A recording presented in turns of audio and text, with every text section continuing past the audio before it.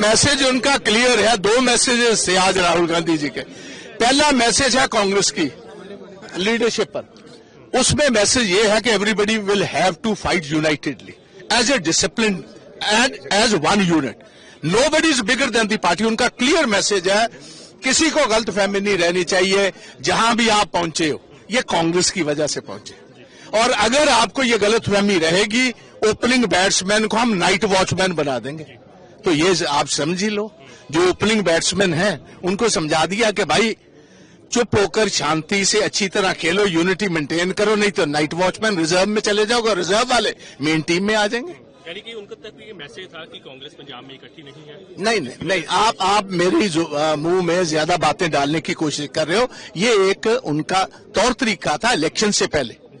देखो, जब बहुत बड़ी जंग होती है, जर्नैल अपने जूनियर ऑफिसर्स को, अपने जवानों को आकर एड्रेस करते हैं, उनमें जोश भर्ती करते हैं, उनमें एक डिसिप्लिन की बात कहते हैं। जंग में भी कहते हैं, जब कोई वॉर शुरू होनी होती है, जो आपका सीईओ होता है वो सारे ऑफिसर्स को इकट्ठे करता है, सारे जवानों को करता है, यही बात कहता है कि we will fight as one, we will swim and sink together.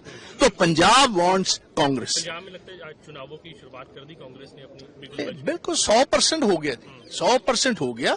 और इस बड़े तूफान के सामने सबसे पहले तो ये जो आज मौजूदा मोस्ट करप्ट मुख्यमंत्री और मोस्ट करप्ट ये पार्टी है आम आदमी पार्टी, ये पहली और लास्ट दफा आएगी। They would be finished for ever.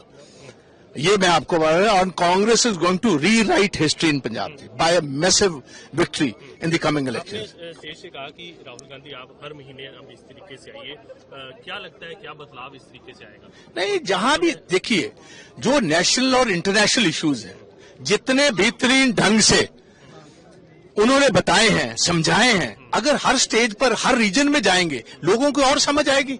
क्योंकि ये किसानों के खिलाफ हैं, खेत मजदूरों के खिलाफ हैं, पंजाब के इंटरेस्ट के खिलाफ हैं। सबसे पहले देखिए, मोदी साहब ने तो हमारी पहचान क्या थी, जय जवान और जय किसान। पहले तो जवान खत्म कर दिया, रेगुलर भर्ती खत्म कर कर अग्निवीर 4 साल के लिए रख लिए। वो भी मैंने इनको कहा है, और he has promised me on the next stage they will announce, जब भी कांग्रेस आएगी रेगुलर भर्ती फिर से होगी, अग्निवीर ओवर हो जाएगा। नंबर 1। नंबर 2, ये जो इंडियन अमेरिकन डील है, एग्रीकल्चर गुड्स की टैरिफ खत्म कर दी। इसके साथ हिंदुस्तान के और विशेष तौर पंजाब की किसानी बिल्कुल खत्म हो जाएगी। और उन्होंने कहा, जैसे 3 काले कानूनों के खिलाफ कांग्रेस लड़ी और राहुल जी लड़े हैं, हमारे सारा यूनिट लड़ेगा सारे देश में। ये जो अंडर प्रेशर, एप्स्टीन फाइल्स के प्रेशर के अंतर्गत नरेंद्र मोदी ने ये जो समझौता किया है, ये सारा देश कभी नहीं कबूलेगा, और विशेष तौर कांग्रेस। क्योंकि आपको मैं बताना चाहूं, 1947 से आज तक, डॉक्टर मनमोहन सिंह तक, वर्ल्ड ट्रेड ऑर्गेनाइजेशन का और ये सारी अमेरिकन फोर्सेस का प्रेशर था कि ये कीजिए, कभी नहीं किया मनमोहन सिंह तक। अब आकर मोदी जी ने किया, और इस अकेले एक डिसीजन के साथ किसानी का सेक्टर, डेयरी का सेक्टर, कॉटन का सेक्टर, वीट का सेक्टर, जितनी हमारी फसलें हैं ये खत्म हो जाएंगी, डिप्रेस होंगी मार्केट्स। इसी में प्रधानमंत्री का जवाब आया कि जो भी सरकार फैसले लेती है देश के हित में होते हैं, और कांग्रेस उसको हमेशा अपोज करती है। कांग्रेस ने देश के खिलाफ फैसले को अपोज किया। आप मुझे बताओ, अगर 3 काले कानून ठीक होते तो फिर वापस क्यों लिए मोदी साहब ने? वो वापस क्यों लिए?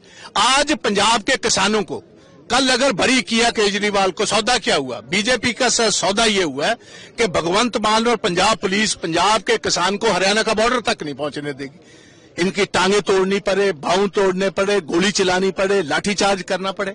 सो दिस इज, ये तो डायरेक्ट समझौता है कि पंजाब को एक दफा इनको पता है, अगर किसान इकट्ठा हुआ कूच करेगा, हरियाणा वाले किसान इकट्ठे होंगे, फिर दिल्ली जाकर बैठेंगे। सो दिस, ये समझौता है। आपके राज्य की खबरें, आपके शहर की खबरें सबसे पहले जानने के लिए देखते रहें अमर उजाला। चैनल को सब्सक्राइब जरूर कर लें और पाएं हर अपडेट।